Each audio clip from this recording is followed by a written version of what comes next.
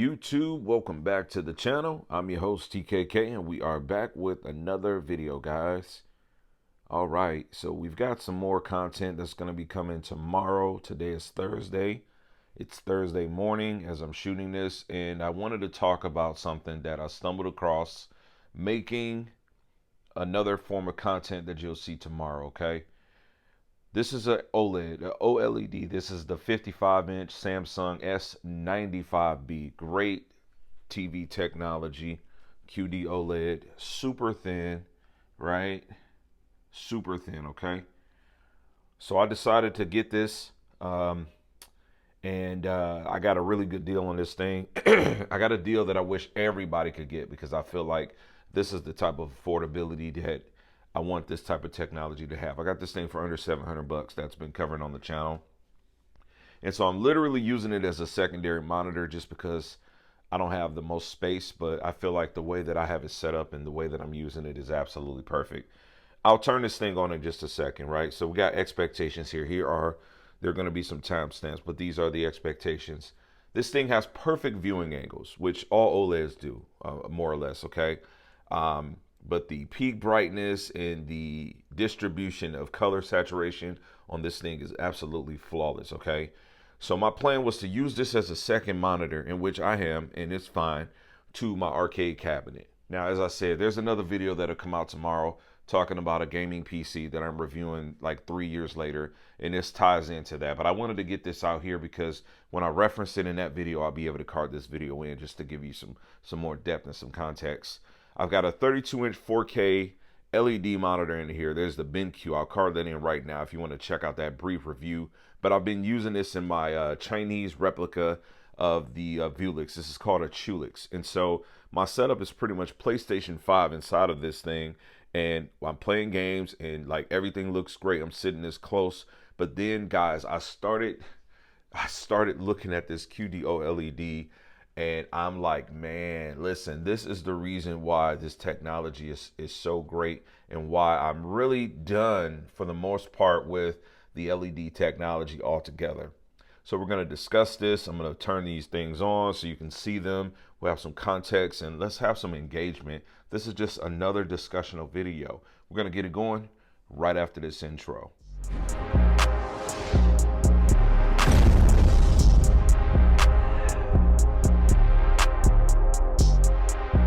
Guys, welcome back to the channel. So I've got this thing set up. Gameplay monitor, replay monitor, right? This is OBS.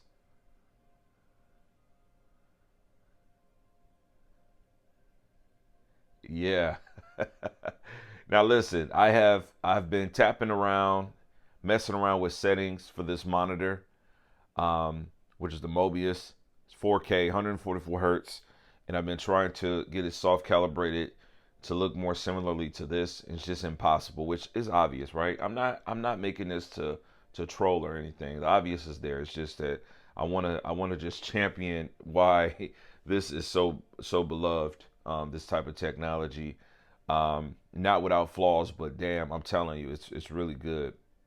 Now the setup I'm using, the latency is so low because I've got an internal capture card. You'd have to check the video tomorrow to get more depth, but it's so low I could actually play with just looking at the preview screen, which is what you want if you're trying to get a setup to capture content. I do have a gaming channel. Going to be making a lot more content for it in January. That's in the description if you want to check it out. You know, but I spent a long time yesterday, like in the sum of an hour and a half, you know, trying to adjust this monitor. At first I had just HDR presets. Then I turned the setting off on the PlayStation 5 to have HDR on always. That is not the setting you want to have, trust me. Because it just, like on a monitor like this BenQ Mobius monitor has something called HDRI, which is High Dynamic Range Intelligence. And so essentially it'll try to simulate HDR. And it doesn't look bad, but it's just that when you start seeing a display that even the content doesn't have HDR, like the S95B, S95C, S90C, you know, or even some of the white OLEDs, the colors just don't look right. So it's best to, number one, turn that feature off on the PlayStation 5. Don't have HDR on all the time. And then number two, with this monitor, I didn't go with the high dynamic range intelligence. I went to custom settings to just dial in to get more saturation. So let's get some more content on here just so we can have some comparisons and more talking points.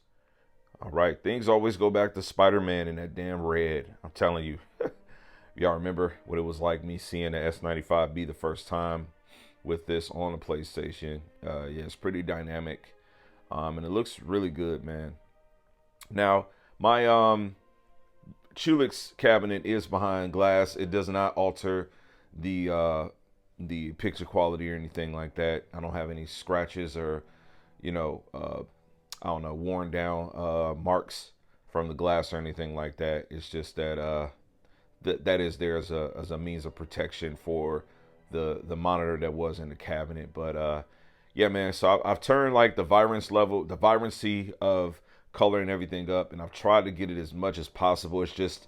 It's not able to articulate the colors well when you turn them up so much. It just looks crazy, right? Like, and so this thing without I mean, I think I got the color set on 25 on the QD-OLED. I know I do because I've got it set somewhere similar to exactly. Actually, I tried to replicate my S95C settings as much as possible on this, which I do have in the same room.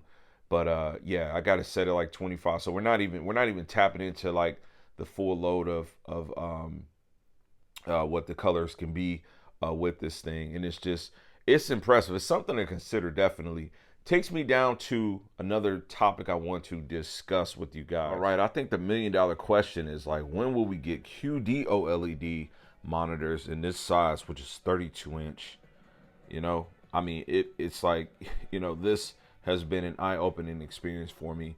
And so when I was just getting everything set up with the way that I have this now, you know, it was very difficult for me to enjoy the monitor that I've got, because every time I would look over to the right, keeping in mind you got very solid viewing angles, everything just has such a pop. And keep in mind, this is playback content. This is content being passed through from the capture card. It's not even like natively being ran on there, if you will. And I mean, it's just the level of detail, you know, how the brightness hits and everything. I was just blown a freaking way, man. Like, damn, you know, it was just one of those moments where it's like, you know, you kind of get to see everything. And even right here, you know, I can see some washing out with Zangief, and this the totality of this monitor graying out. This thing is still retaining its clarity. Now, again, this is obvious stuff. I mean, if you know about these panel technologies, then you know this, right? I'm just making some discussional time with you guys, spending a little bit more time with you, talking about like the experience. Because I was asked, as I said earlier, by many people, why did I get this S95B? Number one, it's a great deal, right? I mean, when you think about $700, I paid about $1,100 for this monitor over here. It's certainly gone down now. It's like $900 now, but I paid like $1,100 for this monitor when it came out. Who wouldn't buy a 55-inch S95B as a monitor? Who's a gamer, a content creator, right? Someone that's maybe doing photo editing or something for $700? What? Come on. And so, you know, I really didn't have to check myself on how I would be using this. I knew immediately how I was going to be using it, man. Pretty meticulous in how I'm making things. And so I ended up saying, hey, you know what? I was going to use it as a second monitor just because I didn't need to have something that would be right in front of me. I wanted my arcade cabinet to still be more widespread. 32 inches, pretty nice size for me to sit in the center of, right? And then knowing that I'll have literally flawless viewing angles. I will be able to see all the content in all of its entirety, exactly the way that I see it if I'm damn near in front of it, right? So that's why. This is why I got this TV. And you know, I really hope that we get to a point where we can start seeing these panels, the QD-OLED technology, in a smaller size. I mean, seriously. And I'm not talking about coming in at $2,000 or anything crazy like that, because if you guys have you guys seen some of the prices of some of these mini LED monitors? Now, listen, I bought the Samsung Neo G8 last year. That thing's $2,000, $2,000 for that monitor, man. 32 inches, and you know, it's pretty pricey. That's what the retail was, at least, right? Um, it immediately went down to like 1,500, which I was able to catch a pretty good deal on it myself. But you know, very expensive. I was looking and browsing and seeing a 32-inch Asus G-Sync Ultimate mini LED monitor for $3,000. 3Gs. I seen a monitor yesterday. I was looking online. I was just browsing, you know, because I was thinking about this topic, and I'm like, damn, 3Gs for a mini LED monitor? That's 144 hertz. That is absolutely ridiculous. $3,000, man. I can buy a 65-inch S90C for half that cost, literally. Half that cost. I mean, it's 144 hertz, right? What would I be getting from the monitor that I need to have?